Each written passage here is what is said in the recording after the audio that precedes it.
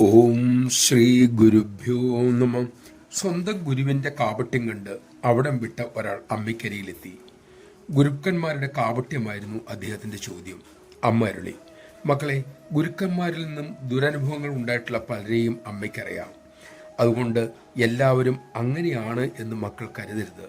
ലൈബ്രറിയിൽ ധാരാളം പുസ്തകങ്ങൾ കാണും. നാം എടുത്തു നോക്കിയ ഒരു പുസ്തകം മോശമായിരിക്കാം.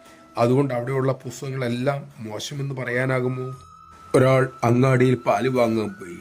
അബദ്ധത്തിൽ ചെന്ന് കയറിയത് മദ്യവിൽപ്പനശാലയിൽ. തിരിച്ചു പോകുമ്പോൾ ഇവിടെ മുഴുവൻ മദ്യക്കടയാണ് എന്ന് അയാൾ പറയാൻ തുടങ്ങിയാൽ എന്തായിരിക്കും സ്ഥിതി? അതുകൊണ്ട് വിവേകത്തോടുകൂടി വിവേചനത്തോടുകൂടി ഗുരുക്കന്മാരെ സ്വീകരിക്കണം.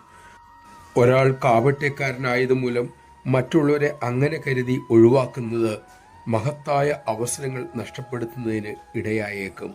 ശ്രദ്ധിക്കണേ. നമഃശിവായ. നാം ഭാഗ്യവാന്മാരാണ്. കാലം മാറ്റുരച്ചു വെളിപ്പെടുത്തിയ സദ്ഗുരുവിൻ്റെ അരികിലല്ലേ നമ്മൾ എത്തിയത്.